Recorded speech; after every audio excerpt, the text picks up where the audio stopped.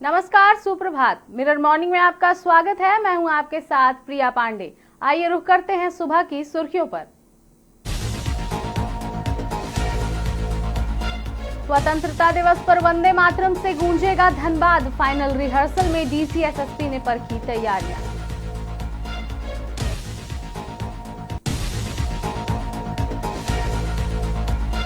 पलामू में अपराध पर नकेल की तैयारी। एसपी ने थाना प्रभारियों को दिए सख्त निर्देश।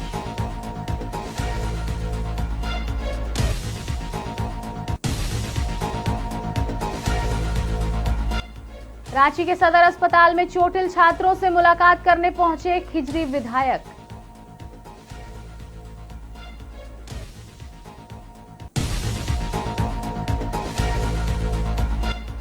रांची रिम्स में बढ़ेंगी एमबीबीएस पीजी की सीटें। 380 करोड़ के विकास प्लान पर मंथन।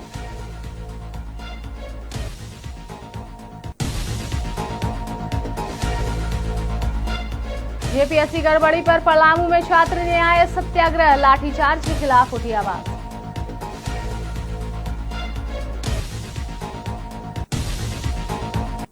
अब बढ़ते हैं विस्तृत खबरों की ओर। पहली खबर धनबाद से आ रही है, जहां स्वतंत्रता दिवस के मुख्य समारोह को लेकर धनबाद में तैयारियां अंतिम चरण में पहुंच गई हैं।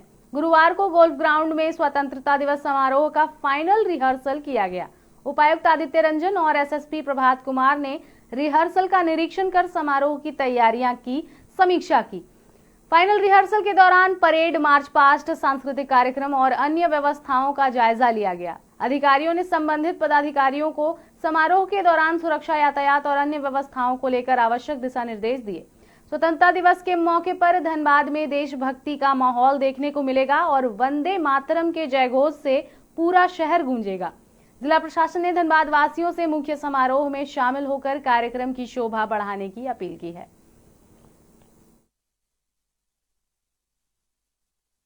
रिहर्सल भी किए और सभी प्लाटून का निरीक्षण भी किया।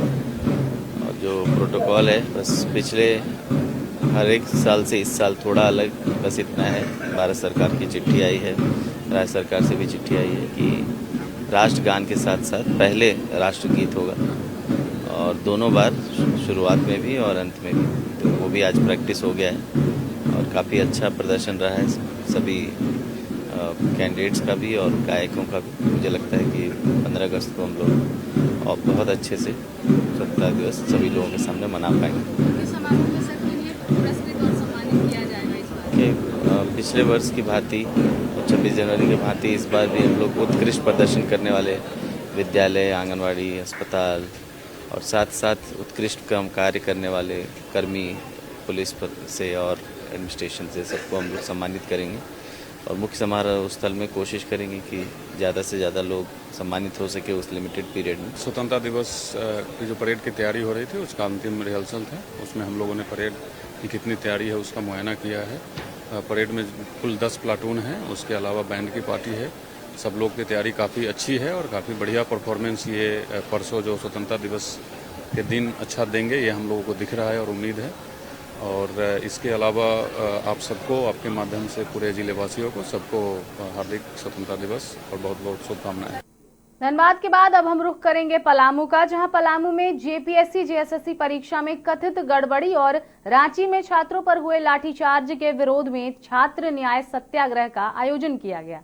अंतर्राष्ट्रीय युवा दिवस के मौके पर मेदिनीनगर समाहरणालय परिसर में आयोजित इस कार्यक्रम में बड़ी संख्या में छात्र शामिल हुए। बीजेपी नेता सूर्या सोनल सिंह की अध्यक्षता में हुए सत्याग्रह के जरिए छात्रों ने भर्ती परीक्षाओं में कथित अनियमितताओं की निष्पक्ष जांच, दोषियों पर कार्रवाई और छात्रों के भविष्य की सुरक्षा की मांग उठाई। वहीं सूर्या सोनल सिंह ने हेमंत सरकार पर सवाल खड़े करते हुए पूछा कि आखिर सरकार जेपीएससी मामले की सीबीआई जांच क्यों नहीं करा रही है? सरकार की मजबूरी क्या है या फिर वह डर रही है? लेकिन राज्य सरकार इस स्कैम को कवर करना चाह रही है, क्लोजर देना चाह रही है। बस परीक्षा कुछ रद्द करके फिर से हमें चाहिए सल्यूशन परमानेंट कि फ्यूचर में अब कोई ऐसा हिम्मत ना करे। और वो तब होगा जब इन्वेस्टिगेशन की प्रीमियर एजेंसी आकर के जड़ तक जाए कि पिछले 6-7 सालों में हो क्या रहा है।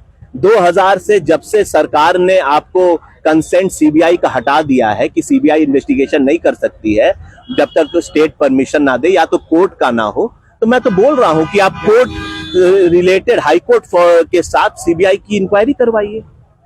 तो मेरे ख्याल से जब तक सीबीआई इंक्वायरी नहीं होगी तब तक इस चीज का हम लोग को आउटकम नहीं मिलेगा, बस एक व्हाइट वॉश होगा इन्वेस्टिगेशन के नाते। और मैं इसलिए बोल रहा हूं क्योंकि ऑलरेडी कंसर्न चेयरमैन जो थे इस डिपार्टमेंट के, उन्होंने रिजाइन कर दिया, अरेस्ट हो गए। और कितने पलामू में अपराध नियंत्रण और पुलिसिंग को बेहतर बनाने को लेकर पुलिस अधीक्षक कपिल चौधरी ने अपराध गोष्ठी की बैठक की।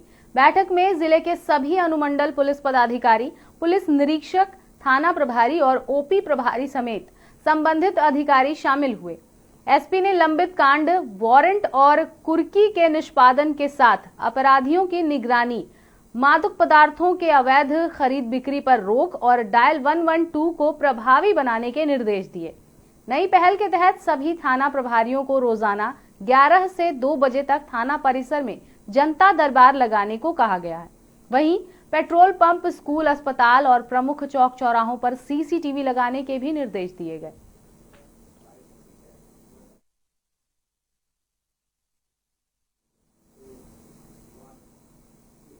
अब हम बढ़ते हैं राजधानी रांची की ओर, जहां रांची के सदर अस्पताल में चोटिल छात्रों से लोगों को मिलने का सिलसिला जारी है। इसी कड़ी में खिजरी विधायक राजेश कच्छप भी सदर अस्पताल पहुंचे और इलाजरत छात्रों से मुलाकात की। और इस दौरान मीडिया से बात करते हुए उन्होंने कहा कि हमारा काम योजनाओं को लोगों तक पहुंचना है, सिस्टम में हमारी पकड़ नहीं है। भ्रष्ट तंत्र को रोकने के लिए सबको साथ देना होगा।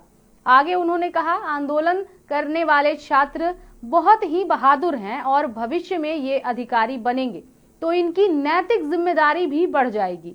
इसके साथ ही उन्होंने आंदोलन में बीजेपी की भूमिका पर सवाल उठाते हुए तंज कसा और कहा कि बीजेपी चाहती ही नहीं है कि सिस्टम में सुधार हो। क्या कुछ उन्होंने कहा, आइए आपको सुनाते हैं। देश की जब आज़ादी हो रही थी, तो बहुत सारे संघर्ष हुए, कुर्बानियां भी बहुत हुई। अब जो है कि पूरा देश जानता है कि सिस्टम में सड़ांध आ गया। सरकार जिनकी हो, सिस्टम को चलाने वाले अधिकारी होते हैं। दुआ करूंगा कि ये बच्चे अधिकारी बन जाए तो ये सिस्टम को ना सड़ाए, क्योंकि इन्हीं लोगों में से ही कोई ना कोई अधिकारी बनेंगे। कहीं के डीएम होंगे, कहीं के डीएसपी, एसपी होंगे, तो इसको ना सड़ाए। आज मिलने का विशेष कारण है, बच्चों का सेहत को लेकर के आया था। जज्बाती के साथ साथ हिम्मतगर बच्चे हैं, बहादुर बच्चे हैं। बहादुरी के साथ साथ राज्य से प्रेम करने वाले बच्चे हैं। तो ये नटखट नहीं कर रहे हैं, ना ही उदंडता कर रहे हैं। ये सिस्टम को कैसे सुधारा जाए, और सरकार ने तो कमर कस ही लिया है। सत्ता पक्ष पहली दफा देखने को मिलेगा कि सत्ता पक्ष के लोग चाह रहे हैं कि जो सड़ा गला सिस्टम समाप्त हो जाए, और विपक्ष चाह रहा है कि सड़ा गला सिस्टम रहे। दोनों में अंतर आपको देखने को राजधानी रांची के रिम्स में मेडिकल शिक्षा और अस्पताल की व्यवस्था को बेहतर बनाने की दिशा में बड़ा कदम उठाया जा रहा है। स्वास्थ्य विभाग के अपर मुख्य सचिव अजय कुमार सिंह ने बुधवार को रिम्स की विभिन्न विकास योजनाओं की समीक्षा की। बैठक में एमबीबीएस की सीटें 180 से बढ़ाकर 250 करने, पीजी सीटें 176 से बढ़कर 275 और पोस्ट पीजी सीटें 11 से बढ़कर 100 करने के प्रस्ताव पर चर्चा की गई। एमबीबीएस सीट बढ़ाने को एनएमसी ने संवैधानिक तौर पे शर्तों के साथ मंजूरी दी है। सीटों में वृद्धि के साथ पुराने आईपीडी, ओपीडी और एकेडमिक ब्लॉक के विस्तार की भी योजना है। इन विकास कार्यों के लिए करीब 380 करोड़ रुपए का प्रस्ताव सेंट्रल स्पॉन्सर्ड स्कीम के तहत भेजा जाएगा।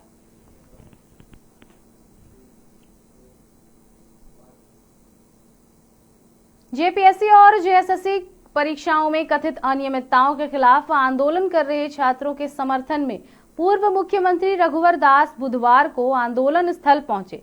उन्होंने छात्रों को संबोधित करते हुए हेमंत सोरेन सरकार पर जमकर निशाना साधा। रघुवर दास ने कहा कि पिछले 20 दिनों से छात्र अपने भविष्य की लड़ाई लड़ रहे हैं और झारखंड के दूर दराज इलाकों से रांची पहुंच रहे हैं। उन्होंने दावा किया कि यह सिर्फ छात्रों का आंदोलन नहीं बल्कि पूरे झारखंड के परिवारों की भावना से जुड़ा मुद्दा है। अधिकारियों को चेतावनी देते हुए रघुवर दास ने कहा कि सत्ता स्थायी नहीं होती, लेकिन अधिकारियों का करियर लंबा होता है। उन्होंने छात्रों पर दबाव नहीं बनाने और संविधान के अनुरूप काम करने की नसीहत दी है।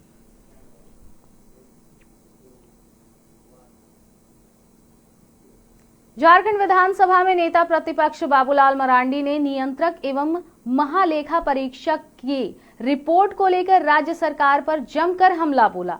उन्होंने कहा कि हेमंत सरकार की प्रशासनिक अक्षमता, योजनाओं के क्रियान्वयन में लापरवाही और वित्तीय अनियमितताओं की गंभीर तस्वीर सामने रखी है। गरीबों के घर ग्रामीण रोजगार और हर घर तक नल से जल पहुंचाने जैसी बुनियादी योजनाओं में भी सरकार की कार्यप्रणाली पर सवाल उठे हैं। उन्होंने कहा कि राज्य सरकार विकास को लेकर केवल लंबी लंबी बातें करती है, लेकिन जमीनी हकीकत इससे अलग है और सरकार का डेटा ही उनका पोल खोल रही है। आगे उन्होंने कहा कि जल जीवन मिशन के क्रियान्वयन में टेंडर प्रक्रिया और काम की गति को लेकर गंभीर अनियमितताएं सामने आई हैं। कई निविदाओं में बेहद कम प्रतिस्पर्धा हो रही है और कुछ मामलों में अनुमानित लागत से अधिक दर पर काम दिए गए हैं। सीएजी ने एक से ऐसे संवेदक को भी अलग अलग निविदाओं के माध्यम से करीब 148 करोड़ के काम दिए जाने पर सवाल उठाया, जिसकी निविदा क्षमता नकारात्मक थी।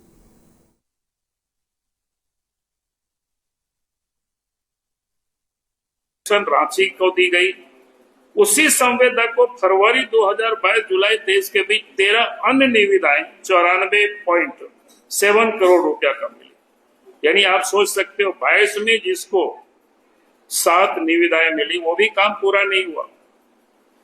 और इसके बाद उसी कॉन्ट्रैक्शन को 2023 में यानी 22 और 23, 22 की फरवरी और 23 की जुलाई, आप जरा सोचिए, और उसको फिर 94,000 करोड़ का कम मिला। नहीं, कुल मिला जोड़ा करके 148 करोड़ का ठेका एक ही फर्म को मिला।